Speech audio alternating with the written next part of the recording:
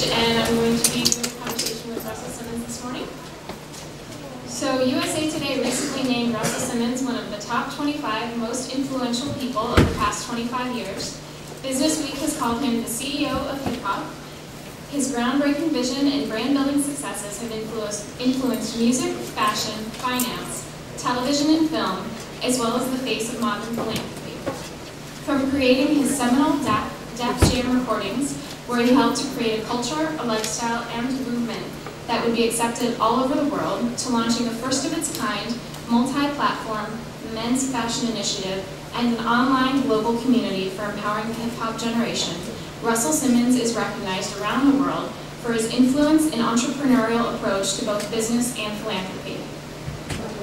Russell has worked with clients as varied as Motorola, General Motors, and Anheuser-Busch, and has launched a new internet initiative to connect the 25 million strong hip-hop audience. So who better to discuss the new American mainstream culture and the changing face of America, brand building into the future, than Mr. Simmons himself. Please join me in welcoming our guest speaker, the CEO of Rush Communications, Russell Simmons. Well, let's get started and see how it goes. The face of America is literally changing. The U.S. Census Bureau predicts that the nation's Asian and Hispanic populations will triple by 2050, while the population of non-Hispanic whites increases by just 7%. By 2050, ethnic non-whites will comprise 47% of the U.S. population of nearly 400 million. So you've said 2050 will be a turning point for American businesses. Why should marketers pay attention to multicultural consumers now and not 40 years from now? Good question. Well, first, I don't claim to know a lot about the multicultural audience. I'm on the advisory board of Walmart. And mostly we try to figure out what to do with the community and how to have a smaller footprint or bigger, depending on whether it's good or bad for community. But that whole idea of, but I meet all of the diversity rap that comes to me a lot. And I sat there once and I heard a black agency pitch that there were 12 different kinds of black people. And they talk about this colored kind of, sophisticated or this, just all different socio-economic kinds of black people. And I kind of could relate a little bit, but I was, this is Walmart, they're trying to figure out. And then, the Asian agency came and the Latino agency came. And I don't really know anything about multicultural advertising. I've grown up into and been part of a process for this connected space, which always in youth culture, there's some degree of it. It has been throughout the years, but with jazz or blues or rock and roll or other kinds of cultural phenomena, there has not been, there was like these black people who were trying to get out of the hood, and Chuck Berry, for instance, would have an orange Cadillac and would buy into America. He wanted everything, the blues sang about access, the jazz was about access, and then kids came along and were slumming, and they took it over, and it was a whole different phenomenon. And so that's where there was this separation. But the hip-hop thing is very different. I watched Run DMC become the first actor on MTV, except Michael Jackson. His first colored actor, colored. And then now they have the show Run's House, and they're a family, and there's #1 show on MTV, but it's totally different, and they're integrated now. So the cultural phenomenon of hip-hop has become a mainstream phenomenon, and it's remained honest. That honest input in American culture has kind of created this, has created a space that is the only, probably the best brand building community in this country. And it's also become a space where people come together. So I would refer to the multicultural space that you're talking about. If you're asking me about it, I would think about a multiracial, but singularly cultural phenomenon that's come. And that thing is, very, very powerful in terms of brand building. These are young people who are very connected, with modern technology and stuff. They have this cultural network, and they have this language. A lot of the agencies are still segmented, almost all are still segmented. No one's speaking to these people in an honest voice. Piece of research from Walmart, the #1 Latino woman between 18 and 35, according to the research, is Angelina Jolie. That's the research, you know. So there's that new, that kind of next aspiration, this American thing, this connected American thing, that is a brand building space. So 2050 is coming, and yeah, you're going to find that the demos are different, but it's not going to hit you in the head on a day. It's hitting you in the head every day. The fact that these people who were immigrants or were outsiders have found a space of their own that also is inspiring to the mainstream white kids in Beverly Hills. These young people have built a space where they're connected. If you watch MTV, you've seen that happening slowly. Even, you know, no matter how much adults don't get it, the adults are now the same people who built this space. So they're getting it more. The next younger generation is doing it even better. You have all kinds of examples from Senator Obama to, you know, this is this connected space. And I think you'll see more of it. So what are some of the specific I'm sorry. So what are some of the specific things that you think that marketers need to be doing right now to prepare for this shift? Well, the idea that there is this space and it's not being targeted, that you have this segmented group of agencies. They're necessary, but they're not alone. You know, some of these people who are Latino and Asian and black and the white kids who are alternatives, right, who are part of this, which are mainstream, are part of this phenomenon, they feel patronized when you carve them out and hit them with an ad that, you know, is specifically one of their cultural places. You know, you're leaving out their American thing, their aspiration, their next dream, their real, what they're driving for, why they go to school and learn English, why they go to school and learn hip-hop. You're leaving that out. Sometimes you're turning them off when you find these different segments. So this next integrated thing, this connected thing that's happening, you know, we just have to be very careful and you have to speak their language. Do you think it helps to have diversity within the actual agencies when you're talking about the executives in the agencies? Well, of course. I mean, it's funny, I gave a keynote address at the JCK convention last week. And I was there, and it was 1,500 people. And Rappaport, who sets the price of diamonds, was the guy doing the moderator. And we were there, and we both noticed there wasn't a single African American in the entire audience. For some reason, they had locked out the bus boys or whatever the bus was. No black people nowhere. And it was about my charity, but I'm in that business. And I entered in that business, and I went to their dinner, which is the children charity for children that they have. And the same thing as the ambassador from Botswana was there, and they had all the diamonds, so he was there. And we had Zales and Fortunoff and Kay's and Gordon's and Macy's and Sterling's and, you know, all these stores, and we're selling a lot of jewelry. Don't nothing look like ours. There's nothing to do with race, that's to do with culture. They just don't get it. No one's there. There's no help. No creative people who have, you know, they're creative, you know, they can make there's so many new wedding rings. You know, so now new ideas in those stores. So when you go to Zales in the window, for the first time they've ever had a brand new business, they have Simmons jewelry or case. That's like, because we're different, not because we're black and they gave me a break. They're not making these deals with me to open up. They didn't know to put Hello Kitty is going to open up in all those mainstream stores. They don't know it. They just don't know any better. So you need diversity as a matter of, as a cost for business. You can't escape it. You can, but you just sit in the, you know, by yourself. And rather than building on their business, when they shrink alone instead of looking at all the other opportunities. That's their business. That's one example. But in every example, you know, you have to add on. And as America becomes more of this thing, not only because, you know, the demographics say something and threaten you with the, you know, minority majority rap, but because this is not only developing a new demo, it's a great influence in the mainstream that you're overlooking. Maybe the greatest influence in the mainstream that you overlook when you leave out these cultural groups. So what's the best way to target some of these cultural groups? Oh, you could call Derek and back that's why I'm here to tell you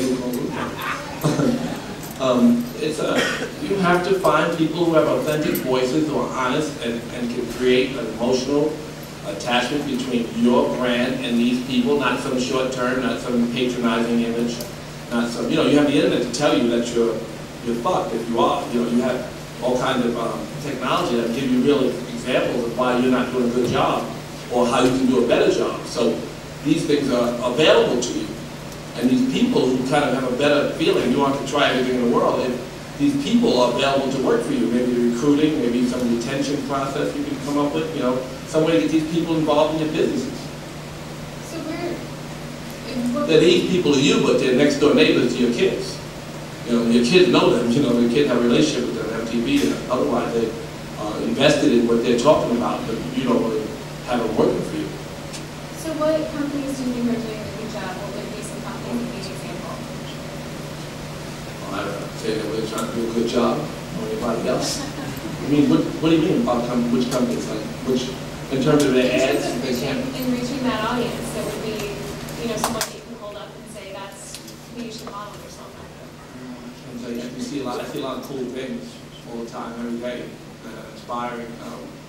I don't want to point any company. You see a good ad that works, but they come from everywhere.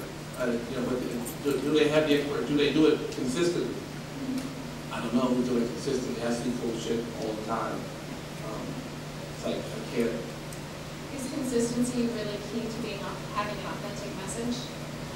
Well, brand equity is if you're a brand and you want to keep reaffirming your space and find your way in a new developing market and new things are happening. Of course, there's trends, but how do you speak to it? It depends on your role. I mean, what you think is, outside of a mission statement, there are many things that you bring into your mission statement, but keep it consistent. I mean, but there are times for companies that change course. Of course there are. I've had experiences where, a company doesn't look as much like it started, but it kind of still has some of the same essence. It happens. What about technology when it comes to reaching these things? Well, you find out from them very quickly. This next generation is very, as you know, they're all connected and online. They're learning from each other, and they have these cultural networks where they speak their own language. And they want to hear it from themselves. They want to reaffirm good ideas from themselves. And if you're not in their market, you're not. And you find that out very quickly. When you're online and have the right cultural network you're speaking to, and get feedback from those people. You're a backer of a site called Global Grind. Could you explain what that is and how that fits into this? Well, Global Grind is a new site that was invested in by Axel Management, Jim Breyer and myself. The idea is to kind of godfather all of what's hip-hop. And I mean by that, we have this idea of what it is, the starting point. Of course, the audience will tell us more about what it is as we evolve. But, we have a few categories that we have I think, some of, or not all of each category, the RSS feeds from the different sites. We're godfathering those sites. So if it's politics, and that most of the progressive hip-hop people have a kind of every Huffington Post and Zentronics and every Air America and every Nation magazine, all of those sites are together, and then people bubble up, like Dig or something maybe, they bubble up what is important to them. So these sites are all together. You have 40 RSS feeds or 40 sites on Truth to Power, that would be all progressive sites, and then you have some violence. So that would be our politics section.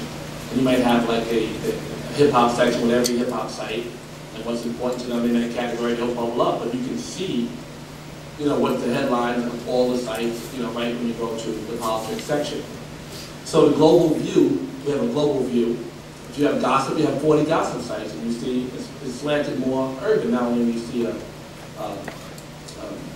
celebrity gossip, or not when you see TMZ, but you'll see Rhymes with Snitch. And you'll see, it's more urban, And you'll see Skeptical Brother in the politics along with Air America. So you see a more urban thing, so it's a cultural network. It's a cultural network. It's meant to give people a quick view of everything and a chance to interact with people who understand that quick view. And then you get from us, hopefully we'll keep learning more and we'll be a good asset. We just made a new deal with glam.com to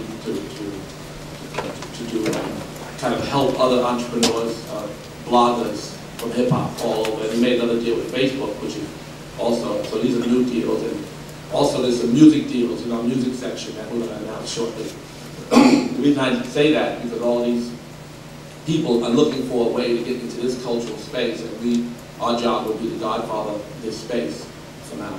So how does a site like that has a little bit more of a point of view compared to, MySpace or YouTube? Is it meant to be an alternative?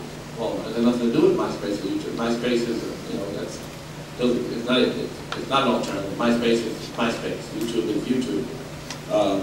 If you see something on YouTube that's interesting, you can forward it. You can, and then it'll show up as a piece of news, and people will grind it more. As they grind it more, it becomes the top. So the top YouTube hip hop video may show up, the most inspiring video in this category. Of course, you find, I said 80%, I don't know if I said it, 80% of all the people who are really interested in hip hop are non-African American. So you find, the same stuff, but more skewed towards. Our top 10 videos that are grinded from MySpace, from YouTube, will be dramatically different from their top 10, obviously, dramatically. So it's a very different thing. Those are very general, and MySpace has nothing to do with what we do. Do you think you're attracting a new audience that wants a more distinct point of view? Well, I think we will. I think there's all of these sites are trafficked by all of these people, but they don't really have our job is to give more traffic to every site. Obviously, our job is to, kind of be the, we hope that we can godfather and find more advertising, find more traffic, create more synergy, and make the whole space bigger by, like glam.com we did a deal with them. They do have some of the kinds of, Drudge Report has some of the kinds of ideas in what they're using in technology that we can obviously. So do you look at Global Grind as a brand that you're building? Global Grind is a brand I'm going to build. I'm going to let different people pick sections, and then, if it were tomorrow morning, Smart Water, it'd be like Russell Simmons and Smart Water presents Global Grind, the relevance engine, and then it would say making people smart, and then you get there and you find why it makes hip hop smart, all of the things that are, so that would be an example. I make it feel smart when I make these, or the relevance engine could be powered by a BlackBerry or something, So I'm going to sort of do like a red campaign, and I'm going to find each the entertainment section will be, the lifestyle section will be maybe, for instance, the GM could do a lifestyle section, but then there's a lot of more fuel efficient cars that like it too. So the lifestyle section and all of these different categories can be powered by, promoted by, and then they would find, they're investing in the future of the site. So we're going to do a lot of that. And I would, and then I did the godfather of other sites to bring traffic to, attention to this cultural network. I find it interesting. I think that the idea of you're linking to these other brands and using these other brands, in a sense, to sort of build your own brand that targets. Well, we're going to build the other brands too. That's the idea. That's why I said godfather. We're not going to step on and compete or anything. We're not. We have curators of content. We have what's discovered that leads to the top, and then we can frame what's discovered. We have curators, but we don't have any content. The people who understand the content, editors, but we don't do any original content, and we don't intend to compete in any way. So what do marketers need to be doing in the digital space what you're doing with Global Grind is sort of bringing a lot of different brands together and creating some new things. Yeah. So when you're talking about digital communications and brand building, what should marketers be looking to do to build their own brands? Well, it's always, you can learn a lot from what people care about on Global Grind and other places like that, obviously. But you can find out a lot about your brand online. But what you have to be able to do in every case is have an honest appreciation of what you do.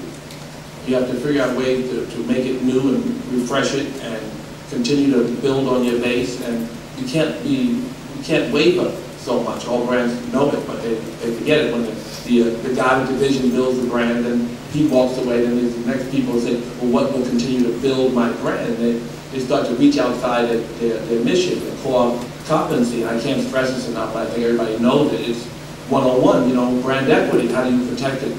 Despite, if someone discovers your brand, they see something good about it, it's slightly different from what you had imagined. How do you incorporate that input without giving away what it is that makes you honest? One thing, this next generation, because they communicate with each other so much, because they're so stuck on the internet, they don't want to be played with. They don't want you to chase your quarterly. Chasing your quarterly hurts. That kind of your brand integrity. So there's always that stretch between trying to digest what people tell you and add it to what your mission is without destroying your core. So in addition to brand equity, when you're targeting young consumers, what are some of the things that you're aware of, or you're? Well, I with the brands that I have, for instance, for many years I did co-branding with a brand that I sold, Fat Farm. I did lots of stuff with Cavassier that really was good. It helped them tremendously. I did a lot of stuff for HBO. I did a lot of stuff for Anheuser-Busch. I did tons of co-brands. Motorola spent, $12 million in co-branded, stuff. It was very good for building Fat Farm, but the honest expression to me became, the young man's brand. I really have been focused on the urban graduate, and I find it much more. It suits not only this next generation, but it fills a tremendous void. In other words, the people who grew up on hip hop, they can't wear Fat Farm. This as a fashion brand, and this has to do with everything I'm building, even global grind. Obama is not going to wear Fat Farm. He doesn't want to graduate to Ralph Lauren. He didn't come up from Greenwich, Connecticut. Will Smith and Adam Sandler and all the people who won Fat Farm religiously, you go in the store and you'll see, if you know anything about that fashion world, you'll see Rocawear and Sean John and Fat Farm and Nietzsche and Academics and LRG and I can go on and on. There's like 12 brands, they're all sitting together over in the urban section. And then you go over to the men's section and you see Ralph Lauren and Tommy and you see this other stuff. There's no urban graduate. So recently we launched and we're very, very successful in the stores we're in Macy's. Argyle culture. And our campaign is wrapped around the urban graduate. And there's a void. And so it's a tremendous success story, but it has everything to do with a lot of other brands that we're building now. There's this generation. I mean, an honest expression for me as a designer, an honest expression for Senator Obama. He wears it, my son Shitty wears it. It suits this next generation. Adam Sandler, he's still so silly, he can wear Fat Farm, but his friends really can't. He can wear Argyle culture. We won't feel like so much like an adult, but he wanted to join that older generation. And so that's where there's a void. And there's a void there in marketing. And if this brand is done right, not only is one brand, but all associated with it, then you speak to the young people because those people are cool. It's hard to imagine, 40 is the new 30 at Jay-Z's rap, but it's hard to, he can't go out and rock away. Not even him. This is difficult for me. So building brands, and they're still cool, they're still inspirational, they still make the difference. In fact, the Tommies and the Ralph built their brands. Tommy was built from hip hop. He can't build himself from hip hop again, but he was a little older, a little more mature. So the urban graduate has young people reaching for it. If the urban graduate embraces, for instance, a BlackBerry, and if it has a little bit more, it'll combat somehow. So it combats somehow the effect of the iPhone, because there's cool urban graduates bought into it. It's another space. It's a space that I've been focused on. So, do you see the urban graduate thing as a whole lifestyle? And if so, what other voids, what else do they need besides fashion? They need everything. They need, you know, the politics section in Global Grind. We say it's a hip hop site, but then you look at the entertainment site, the aspiration. I mean, hip hop decided whether it was a Maybach or a Phantom. You guys may not know that they're not. They're gas guzzlers. One is the Rolls Royce and one is the big Mercedes. They decide really. They send them the car in front of my house. Say, would you like to drive this around for a few years? No, I don't want it, and I don't want to keep it. So, but eventually they sent the Maybach, and I drove it. It was so comfortable, I got it, and I realized that every single rapper in that car was better off for the fact that Jay and Puffy and Irv and Ja Rule, they all have a Maybach, and that's kind of, you know, it's an important statement for them. You know, if you watch this, and it's the same way that they spend so much time trying to build a Coke or a Pepsi, this core with this big mouth, that they have big mouths. So those consumers are growing into the urban graduate space, and the consumers that are coming up into... They don't buy the cars. Just those guys buy the cars. It's the people who are inspired by them who buy the rest. You know, it's like they decide a diamond is blue, and Beyonce gets a blue or a green diamond. The green diamond is very rare. She said it's hot this week. Then the green diamond is not sold to a bunch of hip-hoppers. It's sold to, you know, not only Mariah Carey will have a green diamond, it's not her, it's the people who follow her.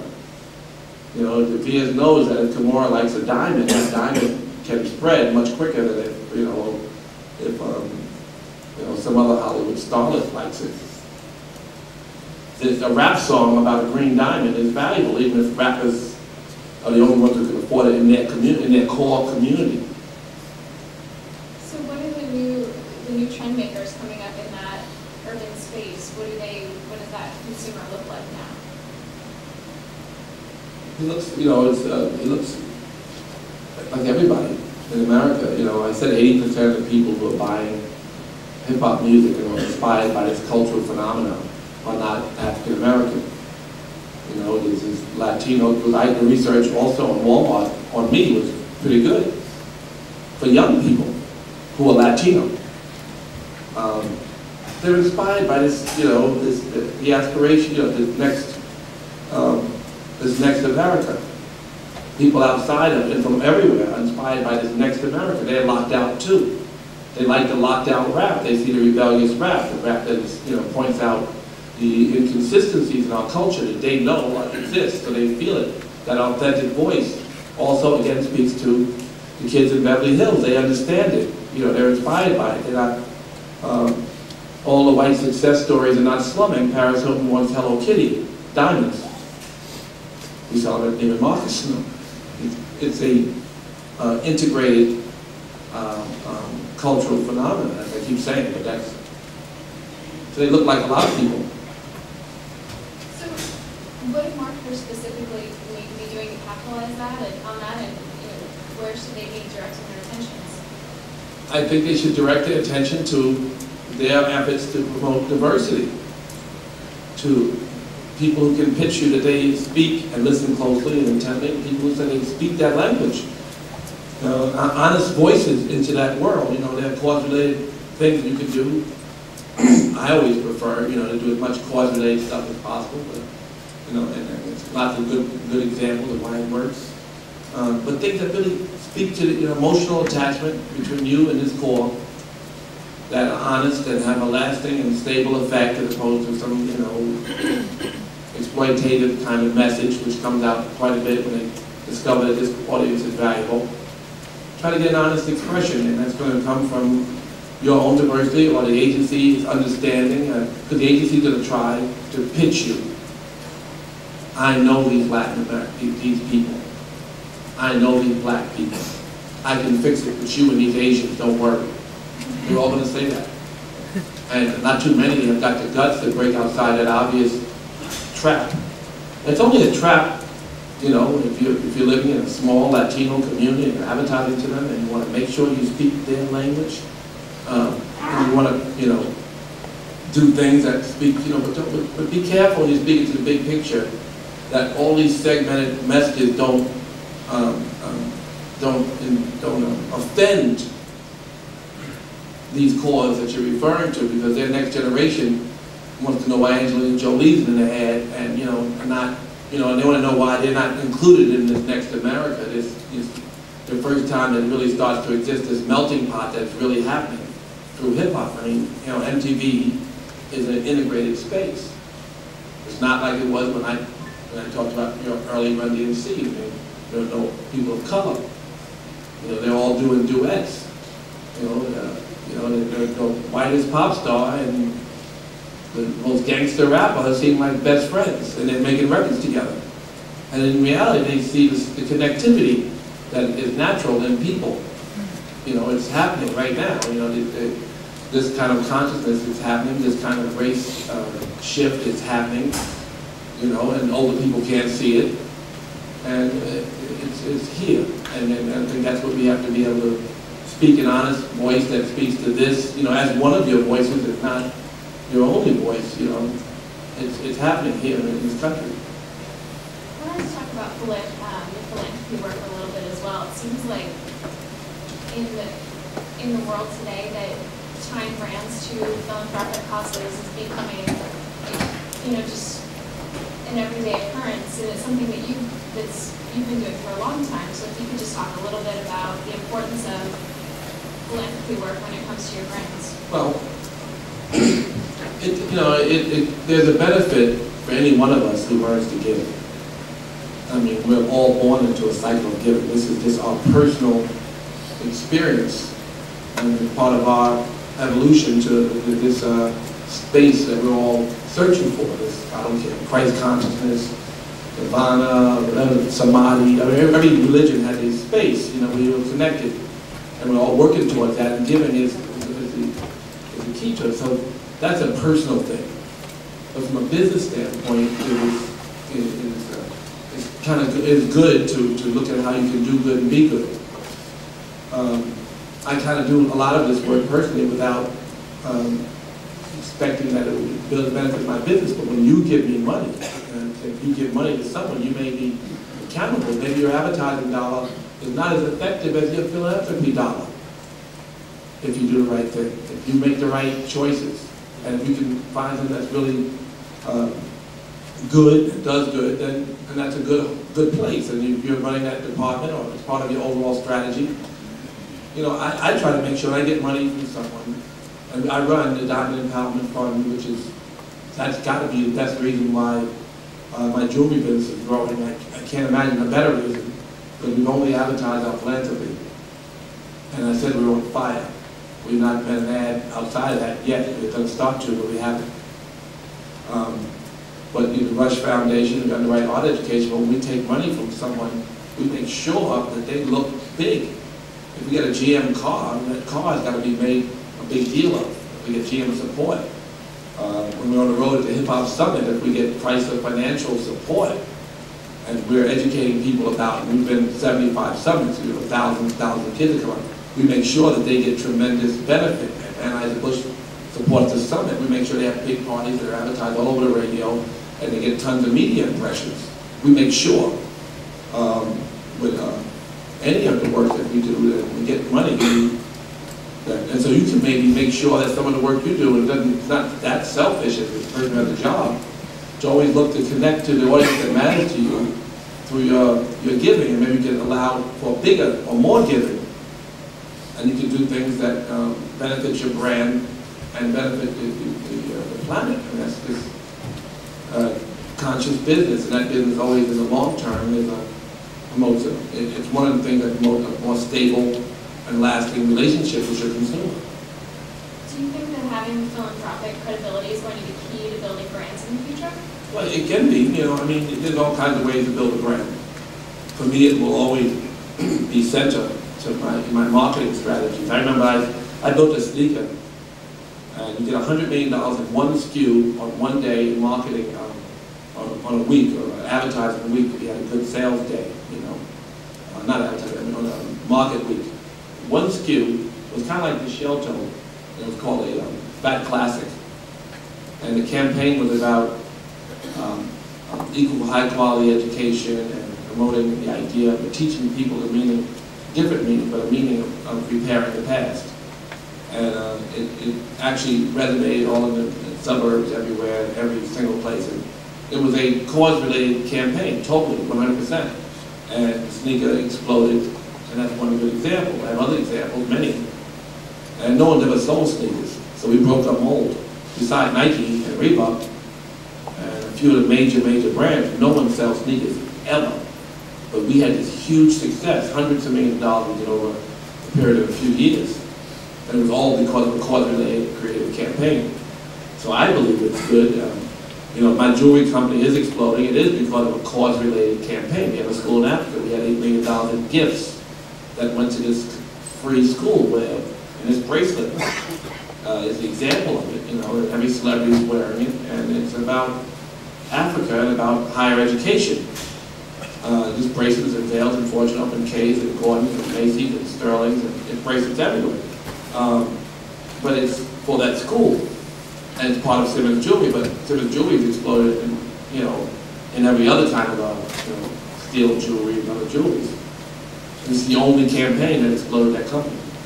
So this might seem like a silly question, but I think a lot of companies struggle with how to do cause marketing in an authentic way, and especially today with the environment, for example, like there's every time somebody does something and they're accused of greenwashing. So every time we do something for charity, and you know, the African thing, I'm just higher education. There's 3,500 yogis that go to school, 3,300, they need $35 million. My job is to get them to $35 million. They ask me why I'm not curing AIDS. But I can't cure AIDS now. This week I'm educating people. You have to be able to pick a goal that you know is helpful to the planet and do it. You know, and decide if it fits your message, and you do it. And if they tell you you're not curing AIDS, don't fuck them. You know, and try to, you know, maybe you want to cure AIDS later, but that has to do with also being dragged off your mission all the time. You have to be steady in your choices, I think, you know, and your mission statement. So, in addition to philanthropy, we've talked about fashion a little bit. You've also done music and financial services and beverages and a little bit of everything. So, where do you get your ideas from? Mostly from, I mean, I'm a creative person. I fill voids. I mean, I was asked 6 years ago to help promote a card that would be for the phones, you know, the phone card. And I said, no, let's give the gift of communication. Let's create this card that's cost effective, that helps people who don't have phones. And this shit was just expensive beyond belief. It was impossible. It turned into a business, and I can barely count. And I'm in the financial service business. We created a whole industry. In our we have a virtual bank for those who don't have banks, and also it's a way to manage your money. We did it with Visa. They've never done it before. It's about allowing people access. Now they have their card. Now their check is deposited on their card, and now they can pay their phone bill without getting online. You know, now they can, you know, not pay a check cash in place. You know, some absorb their amount. Now they can, you know, rent a hotel room or rent a, you know, now they have a whole different life, you know, so it was a creative solution to an obvious thing. Now they can have their phone billed directly and don't pay no more money. So now the card becomes their bank, a virtual bank. And that came because there was a void. And you know, the poor pay more, and it's obvious, and we want to create a service company overall. And now I understand them. Now I can loan them money without giving them a 1,000% bill at the end of the week. Like payday loan. Now you don't have to wire money like Western Union and get robbed. Now you don't, because these people have models, business models that say fuck the poor. So there's a void. So I'm building a company even though I can't count. I have partners who can. That is, you know, and it was my idea. It was the easy idea. Walmart's in the business now. And, you know, I'm glad they're going to help serve more poor people, but I got to be good because now it's competitive as shit. I mean, now who knows, they might lose $200 million chasing me down my successful path and drive me out of business. But that's the point, to do something that people need. Other people will do it too, but be good at it. So, beyond the urban graduate, what voids do you see out there right now? Voids, I see. I mean, I don't want the whole market. I mean, I tell people I'm in the jewelry business, why don't you? You know, I would love a puppy to join me. I love people. I don't like being alone in anything. I was alone in the clothing business. I didn't want to be alone. You know, I helped set up record companies when I started my record business. There were no rap companies. I'm not, you know, he laughed, like people laugh and say, why tell them?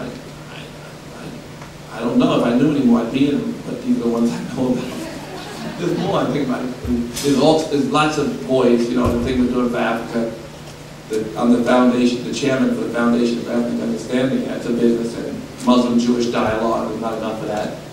Ethnic dialogue, you know, the chairman of the World Jewish Congress, Rabbi Snyder, is my partner in that mission. We do that every day. The Art Foundation, we underwrite art education. There's a void. Kids need creative, they need to be inspired to express themselves creatively. That's how they can figure their way out of their struggle. Hip Hop Summit, we need more young people involved. That's my own personal thing. I think it probably ends up putting Obama in the White House. That's good. That needs funding. I would think somebody wants to fund that. You know. Needs funding for, you know, to go on the road for the voting tour. So, a lot of media impressions for anybody who wants I want to connect to young people. You know. So to get a little basic. Smart water could be like making people smart. The Hip Hop Summit could work out or something. Some of you may have money. You might want to support the, you know. So you're obviously a master at cross-promoting. Anybody thinking about that? Because you know, Eminem did 4 summits in Detroit, and Nelly did 3 in St. Louis, and Will Smith did Philly, and Snoop Dogg did 3 in LA. So we would have this big turnout, thousands of kids would come out, they'd talk about voting, they'd broadcast it live on the radio. You would be the sponsor, you know.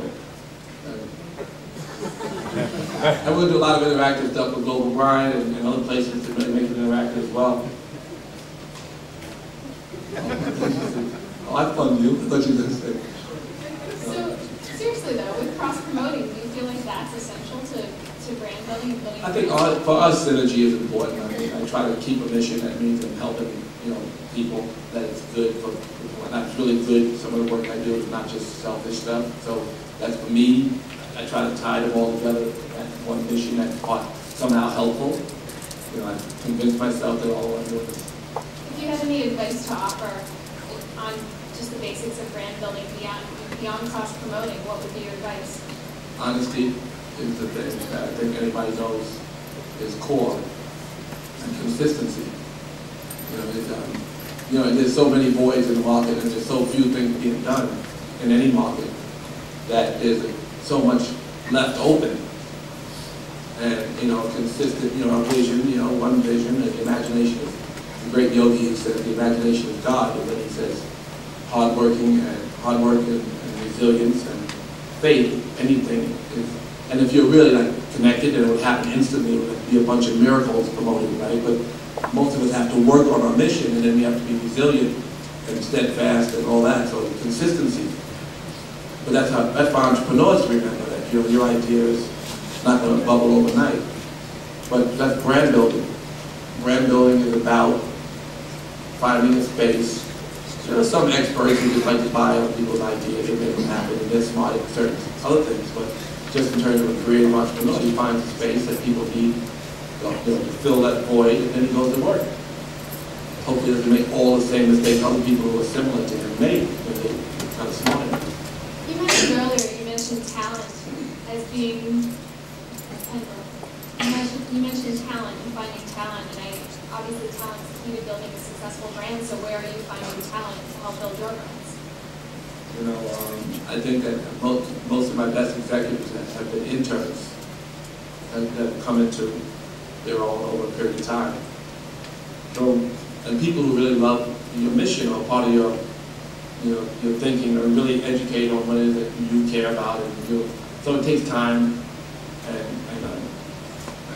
talent is something, you know, it's in, pick up someone who's talented, right? I think they kind of prove themselves. You give them opportunity, and then they take over. So the answer to that is, you know, it's something you feel. Obviously, a good interview helps. Someone who knows how to interview, knows the appropriate questions, knows. But then in the end, it's really, is that person really a team player? Does the person really like to make everyone win? Are they a servant? I mean, a good leader is only a servant, right? And he makes other people better. That person who's really trying to make you better, honestly, but not patronizing you. It's always trying to find a way to make you better. That's, as a head of a company, obviously that's what you're doing with each employee. That person becomes, you know, that's in terms of an executive. And from a creative standpoint, they say things that ring a bell, that are outside the box, that fit your mission, but you hadn't thought about. That's indescribable. I don't really know the answer to how to find talent, just how do you feel it. I'm running out of questions. And I think we're running out of time here, so I just want to say thank you for your insight.